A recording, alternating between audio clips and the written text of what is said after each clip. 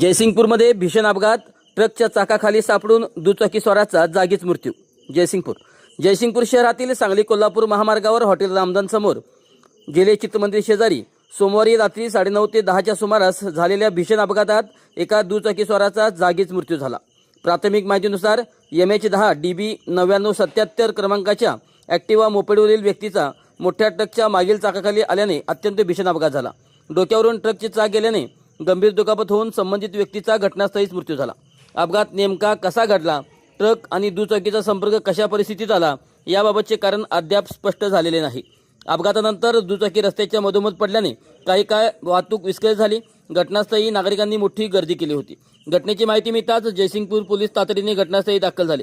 पंचनामा करून मृतदेह वैद्यकीय व कायदेशीर प्रक्रियेसाठी पाठवण्यात आला असून या भीषण अपघाताचा अधिक तपास जयसिंगपूर पोलीस करत आहेत। चांगभलं न्यूज नागरिकांना आवाहन करते की महामार्गावरील वाहन चालवताना वेग मर्यादेचे पालन करावे, सुरक्षित अंतर राखावे आणि वाहतूक नियमांचे काटेकोर पालन करून अशा दुर्दैवी घटना टाळण्यासाठी सतर्क राहावे।